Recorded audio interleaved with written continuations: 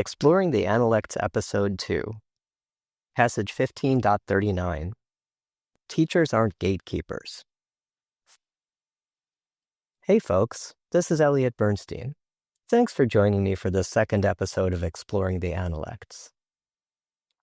Today, we'll be talking about Passage 15.39 of the Analects, another four-character phrase, in which Confucius explains what it means to be a great teacher. Since this is only the second episode, I'll start with another quick overview of the series and its format. I'll be working through the hundreds of passages in the Analects, a collection of quotes attributed to Confucius and compiled by followers of the Confucian way in China between the 5th and 3rd centuries BCE. These passages touch on a whole range of topics that can still teach us how to live our lives today. They range in length from just a few syllables to several paragraphs of texts. We're starting with some of the shortest, and we'll work through to longer passages, but we may start to jump around once things are on a roll. Each episode, I'll start off with an introduction to the quote. I'll give my take on it, read the Chinese, and then give a more formal translation. Next, we'll talk about the philosophy, history, and culture behind the quote. After that, I'll give linguistic notes, hopefully something that could be of use to language learners at any level. Finally, I'll wrap up with comments on the passage's place in the Analects and mention any varying interpretations that might have not made it in elsewhere. Now that that's covered, let's jump in and take a look at the quote. I'll start off with my own little spin on passage 15.39. This isn't meant to be authoritative by any means, but the idea is that the modern phrasing and subject matter might give you something to hang your hat on as we dive deeper into the subject. And here it is. Teachers aren't gatekeepers. Confucius was an incredibly opinionated man when it came to how to teach. As much as he wished to bring harmony and balance to the chaotic world of 6th century BCE China, he was clear-eyed about the fact that it was unlikely to happen in his lifetime. It would have to happen through the efforts of successive generations of his disciples. So, not being a gatekeeper was of practical concern to Confucius, and as we'll see, his students came from all walks of life.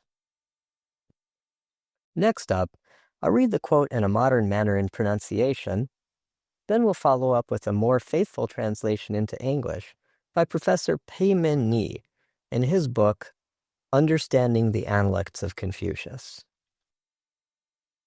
子曰,有教无类. The master said, in offering instruction, there is no classification. This is a statement about how to properly conduct education. Don't classify. Most commentaries on the passage focus on who is being educated, as I've done above by saying teachers aren't gatekeepers. And there's no doubt that Confucius had students' backgrounds in mind when he wrote this. But this passage is just 4 characters long, so it goes without saying there's a whole lot of room for interpretation. Now that we're done introducing the passage and discussing its basic meaning, let's dive in a bit deeper and discuss what some of those interpretations are. This section might appeal to you if you're interested in the philosophical, historical, or cultural context behind the passage. Following that, I'll talk a bit about the language. Ask almost anyone who Confucius was, and they'll tell you he was a philosopher. Some might remember a quote or two and say he focused on politics, or that he stressed the importance of family relationships. And although these are true, he was first and foremost a teacher. In fact, even today, for many Chinese people, Confucius was and always will be history's supreme model of an educator, a sort of patron saint of all things education. In this respect, the Analects also speaks for itself. The character jiao, to teach, appears 7 times. Hui, to instruct, 8 times. 学, to learn, appears 65 times. 知, to know, knowledge or wisdom, 117 times. And references to his students are made somewhere in the ballpark of over 500 times. So was Confucius a good teacher? Yeah, he was. He didn't even write the Analects. His students did. Doing such a good job that your students can write a book on the subject you teach? Well, I personally can't imagine a better endorsement of a teacher. The Analects contains numerous passages detailing Confucius's pedagogical philosophy, and this is the shortest of them all. Let's dig into it a bit. According to this passage, teaching should be done without classification, or wu lei. Professor Pei Min-yi, who wrote the translation I quoted above, points out that Confucius's students were about as varied of a bunch as you'd find in ancient China. They came from beggar families and the political elite. Some were businessmen and others were government officials. Some were nearly the same age as him, and others were 50 years younger. In a few cases, he even taught multiple generations of the same family. I'll sum this up with references to a few more passages that you might want to read if you're interested in Confucius's egalitarian take on education. 16.4 mentions Tentai Mianwang, who Confucius at first dismissed due to his rough appearance, but later accepted as a student and found to be truly excellent, showing that even in old age, Confucius was trying to get better at not judging a book by its cover. 7.7 is Confucius's famous statement that he'd accept any student who could give him so little as a bundle of dried meat.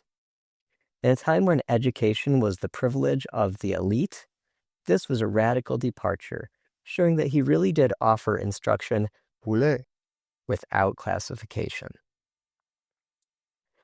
Next, let's discuss the language in this passage.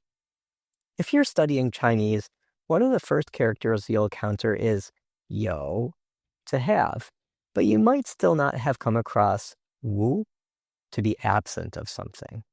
Fortunately, you probably have already learned meyo, to not have, right when you learned yo. So this isn't going to be too much of a stretch. Wu is just a single character and somewhat literary way of saying meyo, or to not have. Mei means something completely different in ancient Chinese. It's a modern linguistic construct as part of meyo. So there are many other ways to express negation or absence found throughout the Analects, and wu is one of the more important ones. With a different phrasing, you might see another one of these negatives like bu or mo, but because yo is right there at the start, wu is used later as its natural grammatical pair. Jiao, to teach, is another one that you're likely to have come across in early to intermediate study. Jiao ke, to teach class. Jiao shi, instructor. Jiao shou, professor. These are all common Chinese words.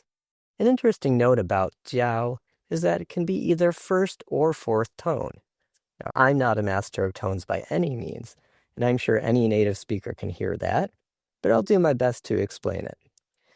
Jiao should be first tone if it's used as a verb, and fourth tone if it's used as a noun.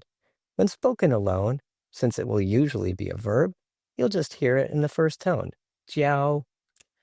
The verb phrase jiao ke, to teach class, is also first tone. Jiao shi, an instructor, and jiao shou, professor, on the other hand, are nouns, so you'll hear those in the falling fourth tone. A fun etymological note about jiao is that it contains the character xiao, or filial piety. So if you weren't sure whether or not education is what's needed to make a kid behave, now at least you know what the opinion of the ancient Chinese was. Finally, let's talk about lei, another character that's important if you're working on your modern Chinese. This one can be used on its own, even in modern Chinese. Like if you want to refer to a type of people, you can say 这类人, but it's also part of compound words like 类型, type, and ren lei, humankind. Last up, I want to talk about varied interpretations of this passage. We already thoroughly covered the fact that Confucius accepted all sorts of students, but wu lei is so general that it would be silly not to consider that he might have had other things in mind than just people. The subject matter Confucius taught and the way in which he encouraged his students to learn was intentionally broad. In 6.27, he explains that the junzi, or exemplary person, who is broadly learned in culture, is not likely to go astray. And the character that he uses to mean broad here, bo, is later used in the academic title, bo shi, or literally, a broadly learned scholar. Students of Chinese language will note that in modern Chinese, this is also the term for a PhD. 7.6 and 7.25 show just how broad these teachings could get. In addition to the 6 arts of ritual, music, archery, charioteering, writing, and arithmetic, Confucius encouraged his students to learn culture, conduct, be human-hearted, and even wander in the arts. The order in which one was to study these is never specified in the Analects, and there's been much debate over what order to study them in throughout the centuries among Confucian scholars, but we'll leave that for another time. This is your host, Elliott Bernstein. I hope you've enjoyed this second episode of Exploring the Analects. Next, we'll read 10.12, graduating from 4 characters to 5 characters in a passage focused on exactly how people sat during Confucius's time, since chairs hadn't been invented yet. See you there.